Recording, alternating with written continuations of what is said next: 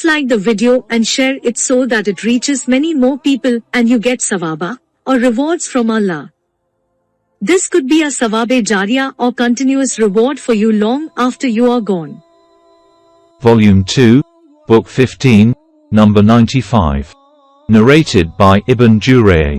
Ata told me that he had heard Jabir bin Abdullah saying, the Prophet stood up to offer the prayer of the Eid al-Fitr. He first offered the prayer and then delivered the khutbah. After finishing it he got down from the pulpit and went towards the women and advised them while he was leaning on Bilal's hand.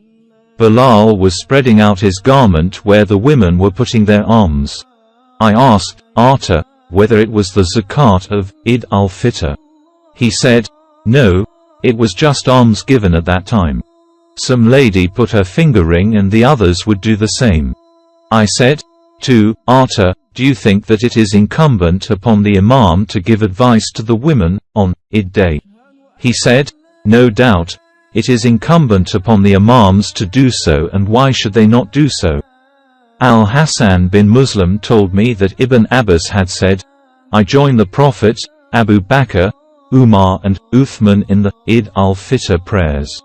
They used to offer the prayer before the khutbah and then they used to deliver the khutbah afterwards. Once the Prophet I came out, for the Eid prayer, as if I were just observing him waving to the people to sit down. He, then accompanied by Bilal, came crossing the rows till he reached the women. He recited the following verse, O Prophet, when the believing women come to you to take the oath of fealty to you. To the end of the verse, 60.12. After finishing the recitation he said, O ladies, are you fulfilling your covenant? None except one woman said, yes.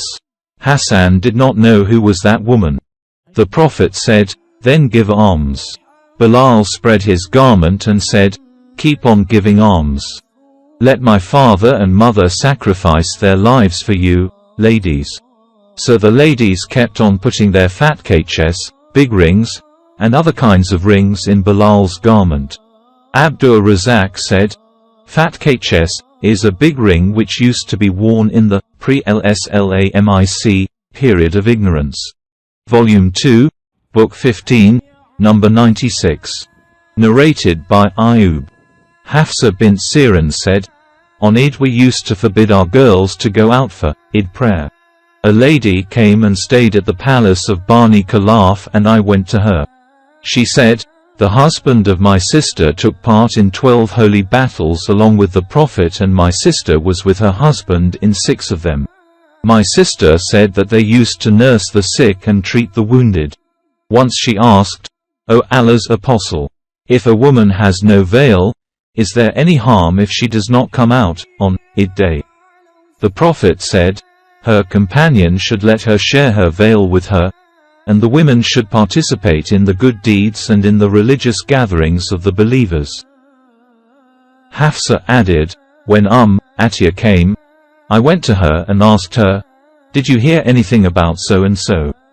Atiyah said, yes, let my father be sacrificed for the Prophet, P.B.U.H.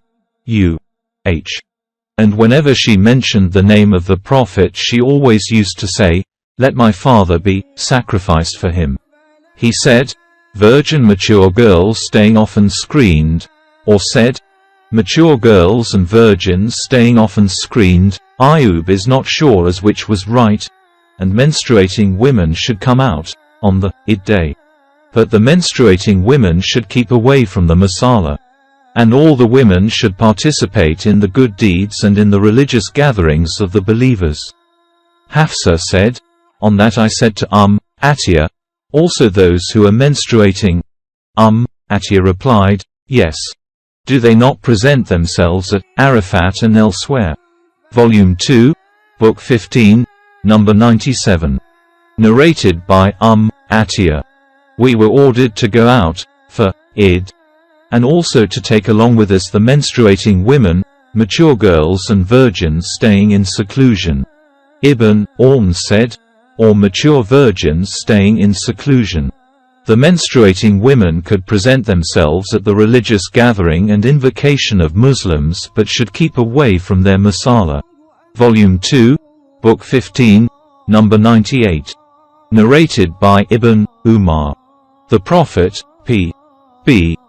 U.H., used to gnaw or slaughter sacrifices at the masala, on Eid al-Adha. Volume 2, Book 15, number 99. Narrated by Al-Bara bin Azib.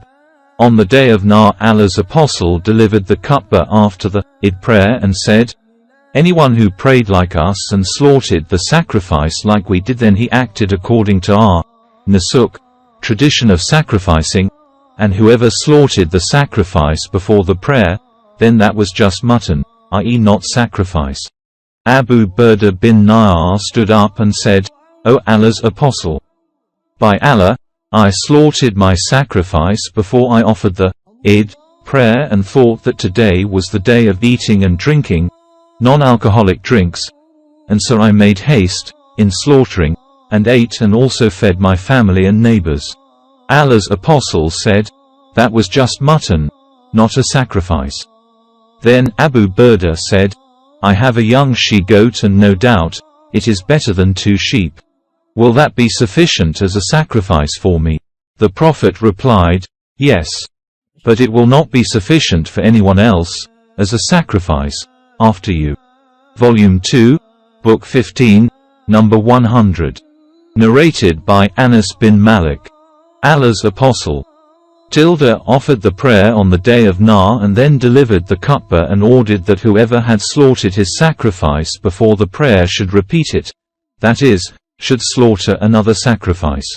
Then a person from the Ansar stood up and said, "O Allah's apostle, because of my neighbors," he described them as being very needy or poor, "I slaughtered before the prayer.